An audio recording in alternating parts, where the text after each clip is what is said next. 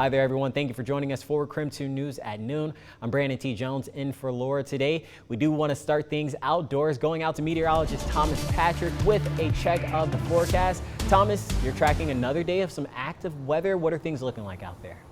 Yeah, and I know it's going to be a little bit tough to nail down to the ground these showers, because really yesterday we had a really good opportunity to get rain and storms. All that rain just avoided Spokane completely. Actually didn't get any thunderstorms at all. So this time around, rain chances a little bit lower since it is just straight up cloudier overhead here.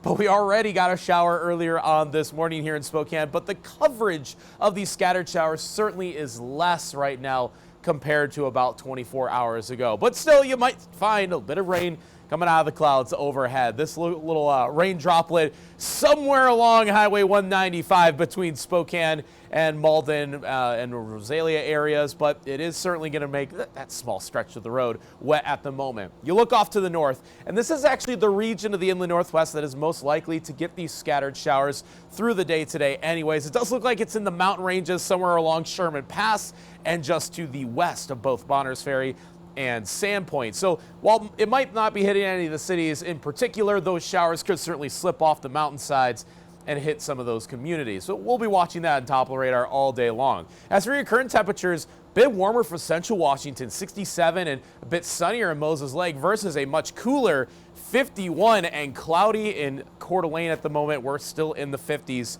here in Spokane as well. This overall rainy weather pattern does actually continue for most of the rest of the week and the weekend ahead. As for our day planner today, again, a few scattered showers today, but I'll show you the one day that is going to be dry later on in the week. We'll take a look at your weather impact forecast coming up.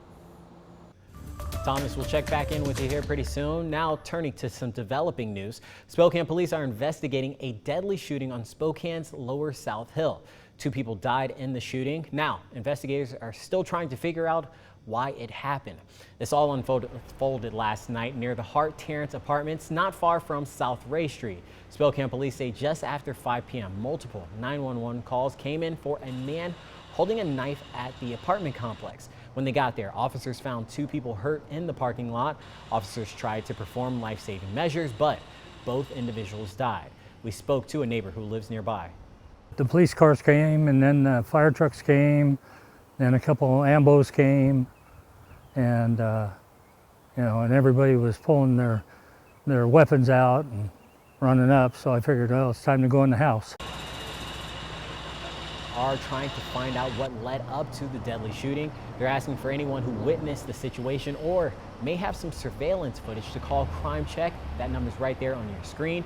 Police stopped short of saying if anyone was arrested. We're making phone calls and we'll let you know what we find out. And here at KREM 2, we bring you more to every story. The area around yesterday's shooting has been one of concern for Spokane police this year. In February, an officer shot at a man at the same apartment complex. Police were in the area doing an emphasis patrol after complaints about crime. Police say the man who was shot was wanted on an outstanding felony warrants. When officers tried to make the arrest, a struggle ensued, and that's when the officers shot the suspect, who they say had a gun. Washington State Patrol is still investigating this shooting. Turning elsewhere, the family of a 12-year-old who committed suicide while under psychiatric care at Sacred Heart is filing a wrongful death lawsuit.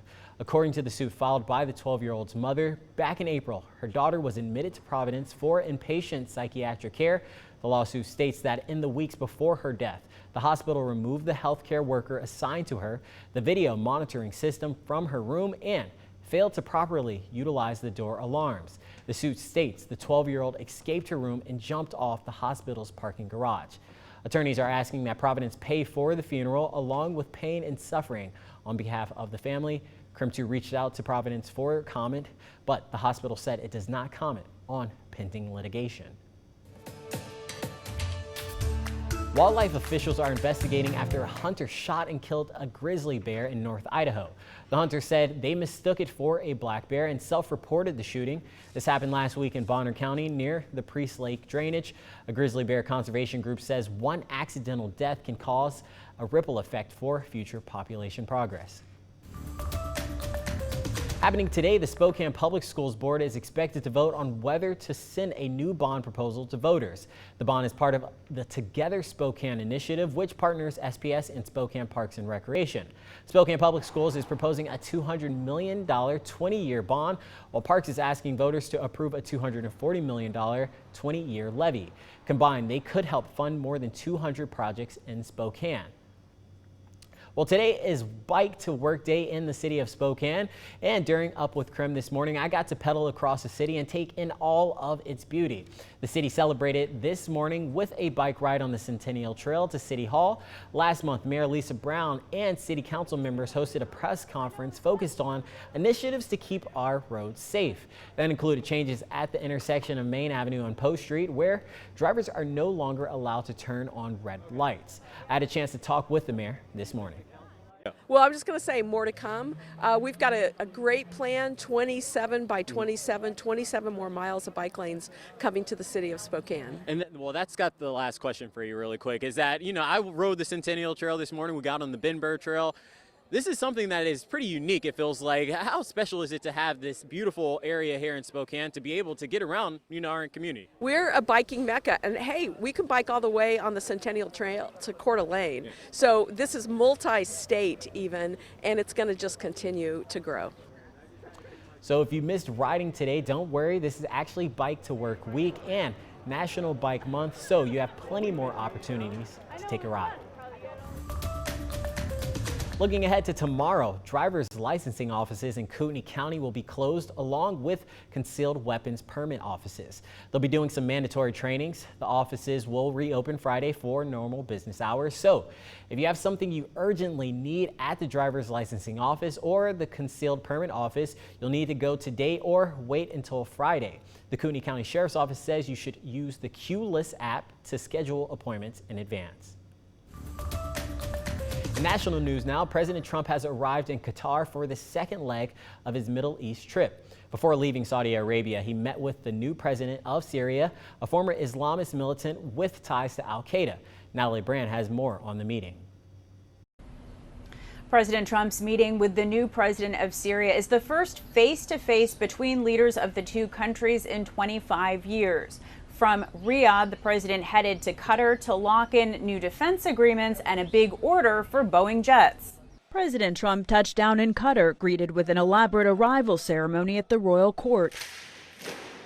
Before leaving Saudi Arabia, the president met privately with the new president of Syria, Ahmed al-Shara, alongside Crown Prince Mohammed bin Salman. The White House says they discussed helping prevent the resurgence of ISIS and terrorism. President Trump also urged Syria to sign on to the Abraham Accords to normalize diplomatic ties with Israel. I told him, I hope you're going to join when it's straightened out. He said yes. But they have a lot of work to do. It comes a day after President Trump announced he would lift sanctions on Syria to give the country a new opportunity. I think it's an important step in the right direction. Brian Katulis of the Middle East Institute says Saudi Arabia pushed for the move to help stabilize the region. This will help in the broader effort to actually signal to those in the region who want to stand up to Iran that they can actually do so through the political and economic means. While the president is in Qatar today, there's increasing pushback here at home over the possibility he may accept a luxury jet from the small Gulf state. Qatar's not, in my opinion, a great ally. I mean, they support Hamas, and so what I'm worried about is the safety of the President of the United States. Today, President Trump said Qatar agreed to spend $200 billion to buy 160 U.S. planes made from Boeing. Boeing CEO was there for the signing ceremony and called it the largest jet order in the company's history. President Trump also said Qatar will buy U.S. weapons as part of defense agreements signed. Later tonight, he will attend a state dinner. Natalie Brand, CBS News, the White House.